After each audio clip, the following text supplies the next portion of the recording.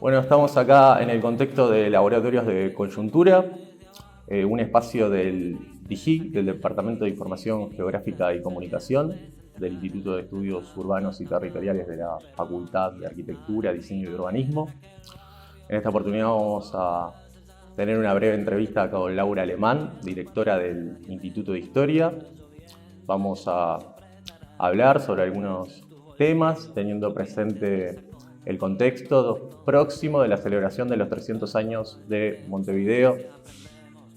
Laura Alemán es arquitecta, magíster y directora por la Facultad de Arquitectura, Diseño y Urbanismo. Es escritora, es poeta, tiene varios libros publicados. Primero que nada te agradecemos, Laura, por estar acá. Me gustaría comenzar con una serie de impresiones que me generó la lectura de tu libro de 2012, Hilos Rotos, publicado por que es tu tesis de maestría. Yo supongo que es una adaptación de tu tesis de maestría. Y me gustaría empezar un poco por mi impresión sobre la cuestión disciplinar, una reflexión sobre la cuestión disciplinar. Creo que en ese libro se puede argumentar o se puede defender que tenés una concepción amplia de lo que es el urbanismo, digamos, el urbanismo como dominio del urbano, como intento de ese dominio del urbano. Vos ahí decís que tiene una condición mixta, ¿no? Un carácter tanto disciplinario como artístico. Esa asunción, bueno, trae determinadas consecuencias, ¿no? Sobre todo en el tipo de análisis que haces, pero es una posición, supongo que es una posición discutible, que algunos no deben compartir, otros sí, pero creo que es una visión amplia de lo que es el urbanismo y me llamó mucho la atención ese puente que tendés entre urbanismo e historia, ¿no? La historia como una mirada retrospectiva, ¿no? La historia como una posibilidad de conectar esa serie de modelos discursivos que tratan sobre el urbano, que están desconectados o que se encuentran en su propia discontinuidad, ¿no? Esa lógica de la sustitución de la que hablas, ¿no? Que tiene un sustento sociológico, ideológico, no necesariamente bajo una validez lógico-racional o de acumulación de conocimientos. Sí. Este libro y todas estas cuestiones que estamos hablando son del 2012. Pasaron 10 años y me interesa saber actualmente cuál es tu perspectiva sobre esto, sobre el urbanismo y la historia como disciplina y como posibilidad de conocimiento, digamos, sobre estos procesos y sobre los hechos urbanos. Bien. Bueno, ese libro es un libro que aborda las ideas de ciudad, ante todo, ¿no? No tanto la práctica del urbanismo, sino los modelos o las ideas de ciudad que están detrás de esa práctica. Entonces, yo apelé a la historia, a esa mirada retrospectiva, a esa mirada hacia atrás. Tomé 100 años, ¿verdad? Todo el siglo XX, y también recurrí a la filosofía. Creo que tanto la historia como la filosofía son dos instrumentos diferentes, claramente, pero que aportan muchísimo para comprender la realidad. Y en este caso, bueno, la mirada, la retrospección, digamos, a la mirada hacia atrás, bueno, permite, y creo que no solamente en el caso de este trabajo, de mi autoría, sino en general, creo que la historia da algunos insumos, algunos aportes muy importantes para entender el presente, en todos los campos, no solamente en el campo de la arquitectura y del urbanismo, sino que en otras disciplinas, en el campo de la política, eso lo veo clarísimo. Creo que la mirada hacia atrás permite iluminar, alumbrar, digamos, tener una perspectiva de cierta claridad para tomar decisiones en el presente. Y bueno, luego el papel de la filosofía, en ese caso yo tomé dos autores, Kuhn y Lakatos, que lo que hacen es justamente una reconstrucción histórica de la evolución de la ciencia, de cómo trabaja la ciencia, y lo que intenté detectar es, bueno, en esa lógica de sucesión de varios modelos o varias teorías sobre la ciudad en el siglo XX en Uruguay, ver cuál era el mecanismo por el cual se daba paso de un modelo al otro.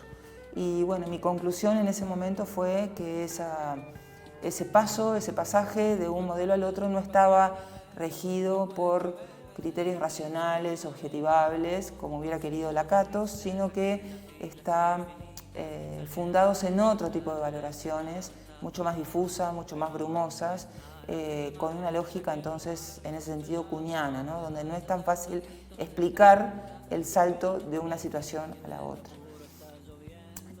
Eso fue lo que concluí en ese momento. Mirado desde hoy, sigo pensando más o menos lo mismo, aunque creo que en ese paso, en ese traslado, digamos, en ese cambio teórico, ¿no? Como se lo menciona a este tipo de situaciones en el campo de la filosofía de la ciencia, hay un cambio paradigmático, un cambio de paradigma, pero hay también a menudo hilos que a veces no están tan rotos, sino que siguen persistiendo, que perviven, digamos, por debajo y que luego afloran más adelante. Entonces hoy diría que no estoy tan segura de que esos saltos sean absolutamente kuhnianos, sino que quizá en algunos casos hay todavía ciertas preguntas que se mantienen latentes de un modelo al siguiente y por ende quizá no haya un hiato, como un corte tan radical entre uno y el otro.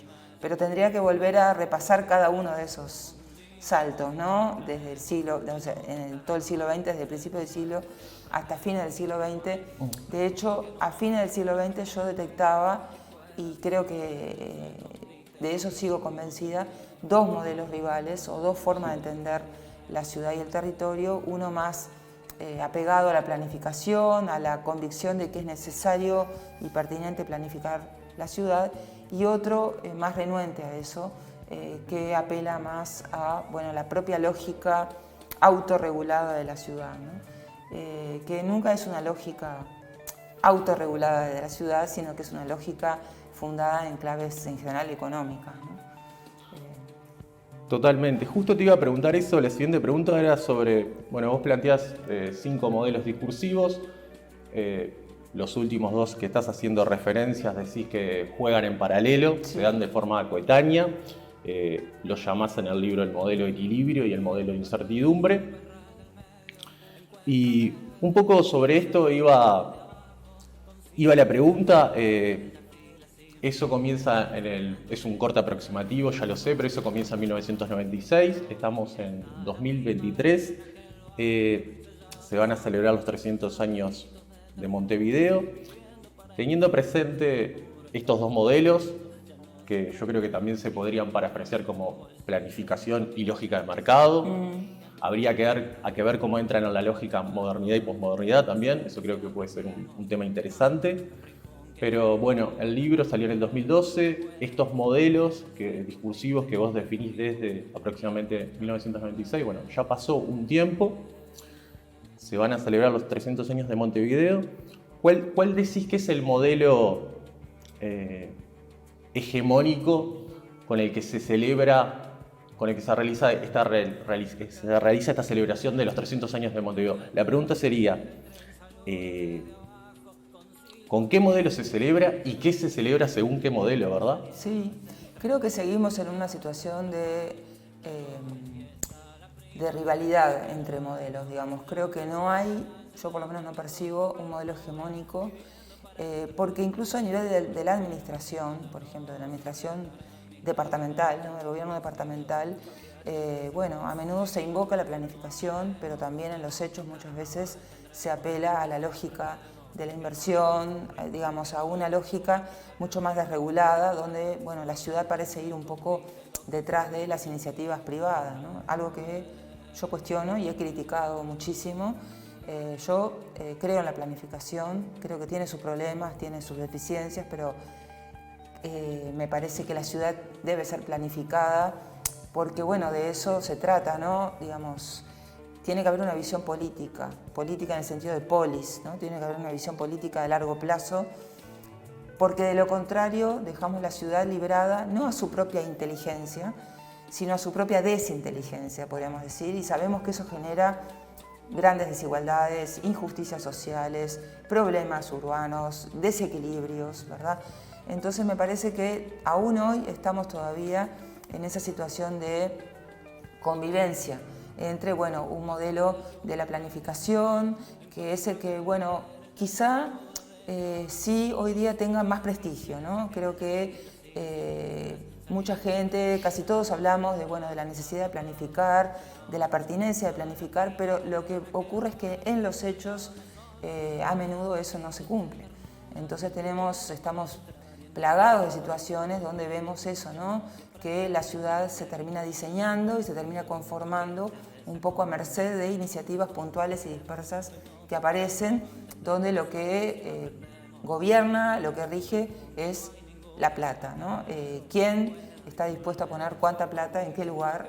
Y bueno, y eso es lo que lamentablemente termina muchas veces definiendo el destino de la ciudad. Me parece que no hay un modelo hegemónico, quizá, bueno, en la cultura arquitectónica o en el ámbito académico, podríamos decir que, bueno, hoy casi todo el mundo, ¿no? Suscribe la idea de, bueno, de planificar, de orientar, de guiar el derrotero de la ciudad, pero eso en los hechos, cuando vamos a la práctica, cuando vamos a lo cotidiano, muchas veces no se traslada, no se trasunta de una manera directa, sino que pasan otras cosas, ¿no? Y bueno, la ciudad finalmente se define en esa tensión, ¿no? Entre la planificación y la desregulación, o bueno, la bienvenida a algunas iniciativas que algunos creen que son beneficiosas o que son necesarias o que son urgentes para tener una ciudad contemporánea y acorde, ¿no? A lo que ocurre en el mundo. Pero bueno, lo que ocurre en el mundo no es materia de admiración. Digamos, lo que ocurre en el mundo, pasan muchas cosas y muchas cosas no deberían ser deslumbrantes para nosotros, sino que justamente deberían ser un motivo para tener cautela, para tener mesura, para pensar dos veces qué es lo que vamos a hacer y tratar de ver si queremos justamente que Montevideo se parezca a esas ciudades que están funcionando de esa manera, o si queremos que Montevideo preserve ciertas cualidades, ciertas condiciones de escala, de convivencia, que la hacen diferente y que le dan valor. Es una opinión personal, ¿no? Perfecto.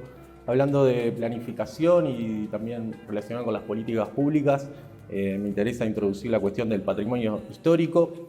Vos, en el 2014, en la revista académica Vitruvia del Instituto de Historia, publicaste un artículo que se llama Tan frágil, muerte y vida de lo incomprendido. Ahí haces una reflexión de lo que es el patrimonio histórico en relación a la arquitectura moderna como bien cultural, ¿no? Me gusta mucho una imagen que presentás en ese artículo, que es el huidizo concepto de patrimonio. Sí. Es una imagen muy linda. Ese huidizo concepto de patrimonio, ese concepto que está en movimiento, que es un concepto bastante vivo, decís que, bueno, como la arquitectura, por definición, tiene una función social, el concepto de patrimonio genera una tensión entre lo bello y lo útil, ¿no? Entre la función y el carácter estético. Esto genera un debate, ¿no? Entre lo bello y lo útil, ¿no? Esto lo planteás vos en el artículo, entre la persistencia y el cambio. Y ahí presentás otra imagen que me parece que es muy interesante, que es, bueno, la lupa patrimonial. ¿Qué sucede cuando sometemos la arquitectura moderna a la lupa patrimonial? Mi pregunta sería la siguiente. ¿Qué sucede cuando sometemos al Montevideo actual a la lupa patrimonial? ¿Qué sucede? ¿Qué pasa? ¿Qué ves? Bien, bueno, a ver, para empezar, el patrimonio no es solamente patrimonio edilicio, urbano, es decir, patrimonio es un concepto dinámico, circunstancial, coyuntural, podríamos decir, es decir, que se va modificando con el tiempo, es dinámico, es histórico, es coyuntural, y bueno, en ese sentido, las ideas de patrimonio van variando de acuerdo a la cultura de cada momento, y hay patrimonio literario, musical, etcétera, ¿no? El patrimonio es el conjunto de bienes comunes que una sociedad valora en ese sentido. Y bueno, la arquitectura es una parte de eso. Entonces, bueno, si vamos a Montevideo, en Montevideo tenemos patrimonio también literario, musical, artístico, etc. El problema con el patrimonio arquitectónico, que es un poco lo que marcaba en ese artículo, deriva, digamos, justamente de esa condición de uso que tiene la arquitectura, ¿verdad? Que no es una pintura, no es una escultura. Entonces, como tal, la arquitectura, para resistir el paso del tiempo, tiene que refuncionalizarse, tiene que adaptarse a nuevas exigencias, ¿verdad? A exigencias del momento.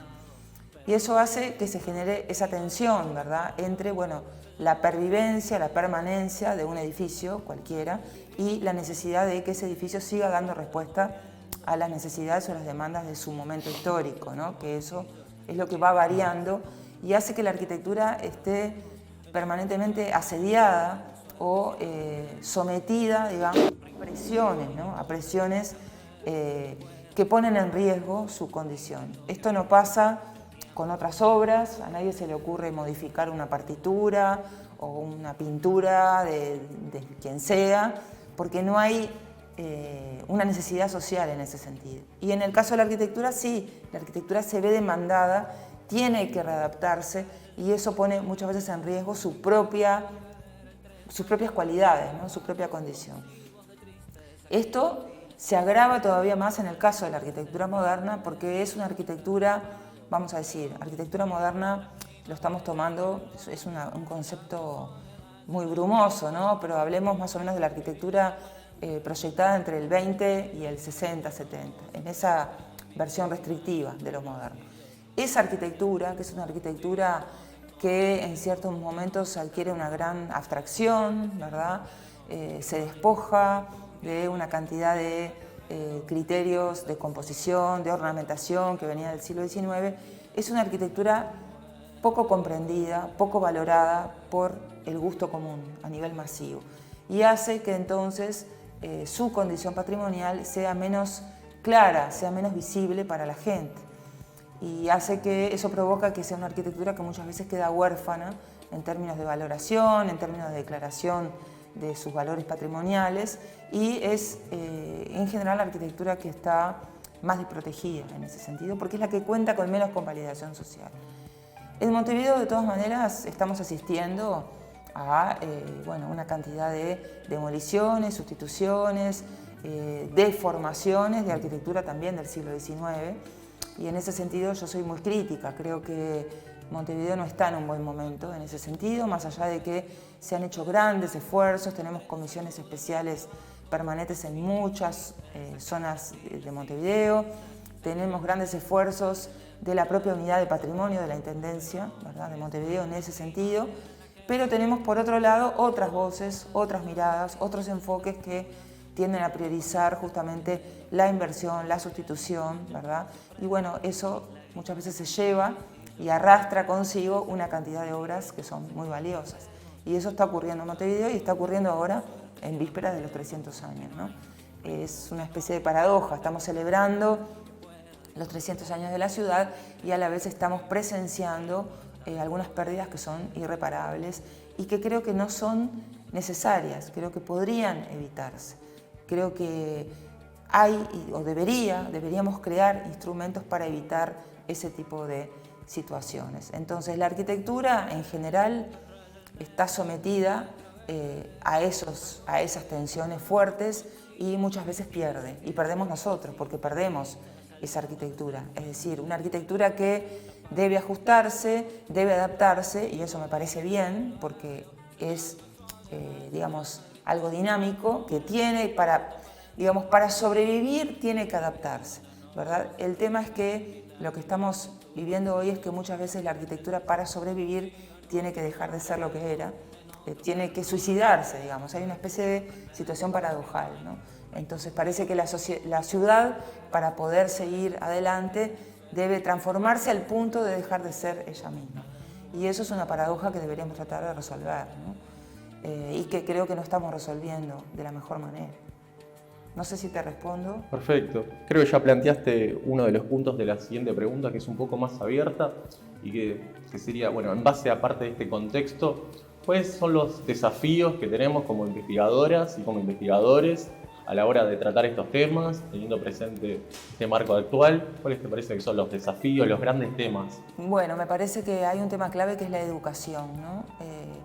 Digamos, los investigadores estudiamos, trabajamos, construimos conocimiento y tratamos de difundirlo, y una de las formas prioritarias de difusión es la educación. Creo que la facultad allí tiene un reto muy importante, y lo digo sobre todo como profesora de Historia de la Arquitectura. Creo que tengo un reto, mis colegas, mis compañeros, todos tenemos un reto importante, que es el de lograr que los nuevos arquitectos que salgan de la facultad tengan una mirada más sensible y más inteligente, las dos cosas, ¿no? Inteligencia y sensibilidad para afrontar estas situaciones. Me parece que tenemos que modelar, digamos, un tipo de arquitecto que pueda, en la diversidad, ¿no?